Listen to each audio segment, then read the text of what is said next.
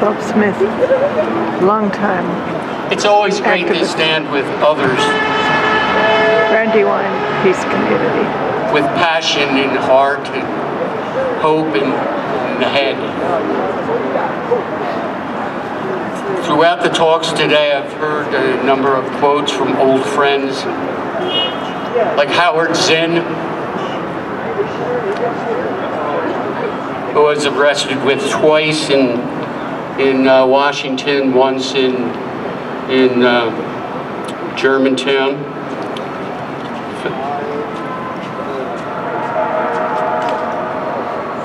Of course, Dr. King, who I met in Chester, Pennsylvania.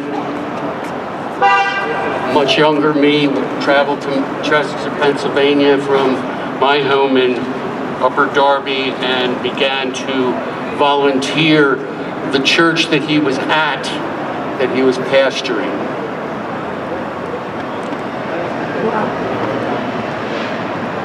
He changed my life. Changed my life.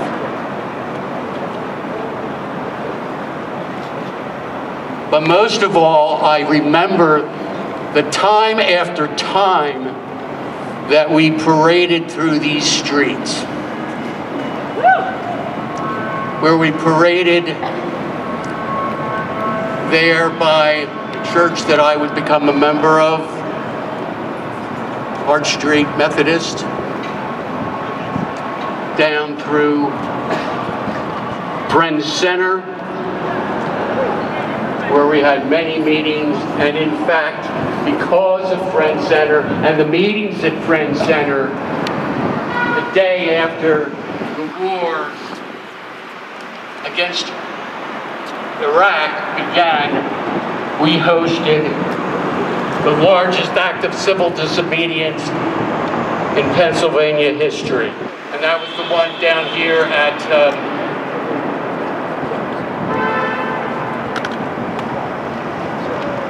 the Federal Building. And actually, over the years, I've had to say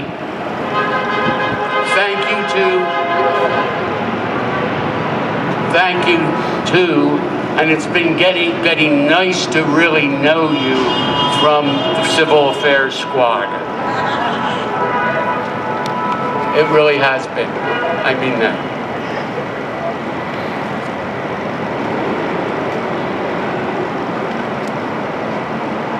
But those memories, as we get older and older and older, we must hang on to. Because many of us are passing. I can actually say at this point, the very bulk of the Brandywine Peace community has passed. Has passed. And I don't mean to end with the negative, but as I look around, I see aging faces who have been at it for a long, long, long time. And it's incredible that they can hang on. I thank God for every one of you. And thank God also for the younger ones who are joining.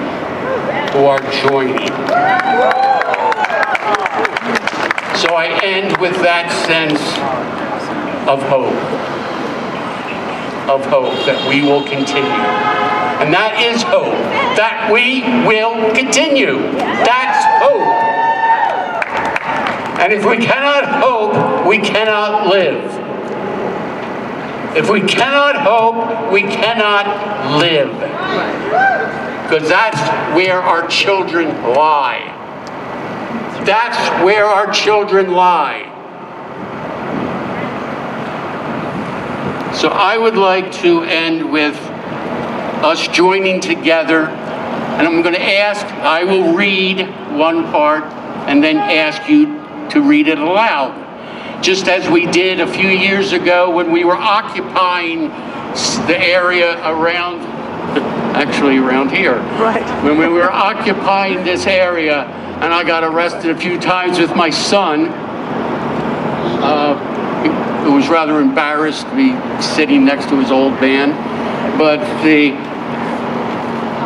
And I remember Occupy, which held up the fact that this society is controlled by the moneyed interests. That's what it did.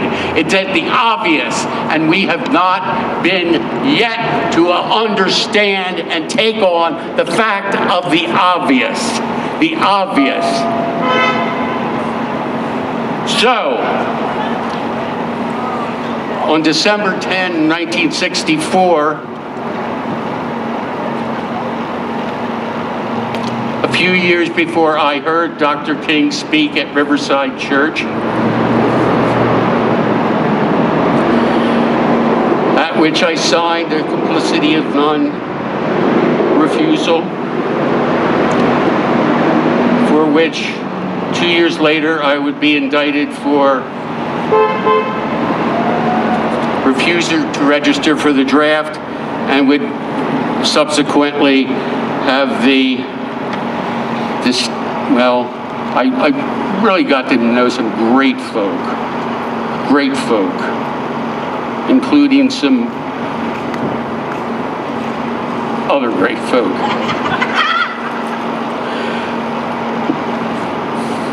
When I did 7 months in prison at Allenwood, and would leave there, committing myself to nonviolent resistance. Nonviolent resistance.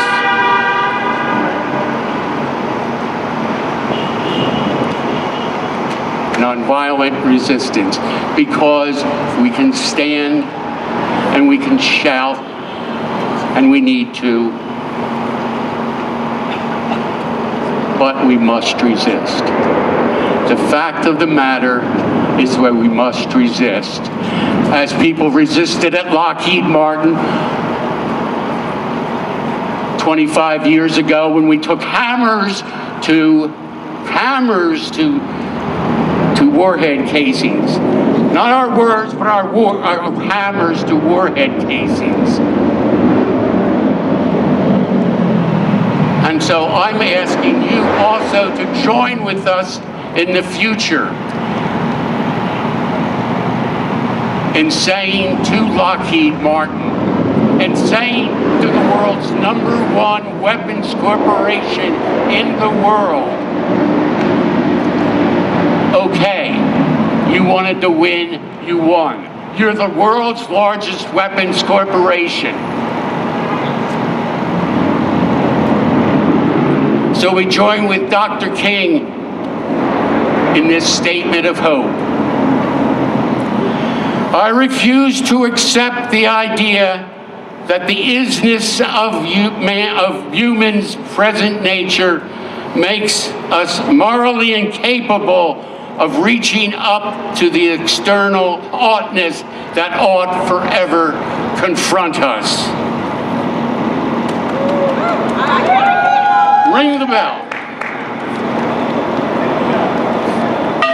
I refuse to accept the idea that humanity is mere flotsam and jetsam in the river of life, unable to influence the unfolding events which surround us. I refuse to accept the view that humanity is so tragically bound to the starless midnight of resistance or racism and war, that the bright daybreak of peace and reconciliation can never become a reality. I refuse to accept the cynical notion that nation after nation must spiral down a militaristic stairway into the hell of thermonuclear destruction. I believe that unarmed truth and unconditional love will have the final word in reality. I believe that even amid today's mortar bursts and whining bullets, there is still hope for a brighter future. I still believe that wounded justice lying prostrate on the blood-flowing streets of our nations, of our cities, can still be lifted from this dust of shame to reign supreme among the children of humanity. I believe that the audacity to believe in that people everywhere can have 3 meals a day for their bodies, education and culture for their minds, and dignity, equality, and freedom for their spirits. I believe that what self-centered people, we don't have to name them, do we? I believe that what self-centered people have torn down, other-centered people can build up. And I still believe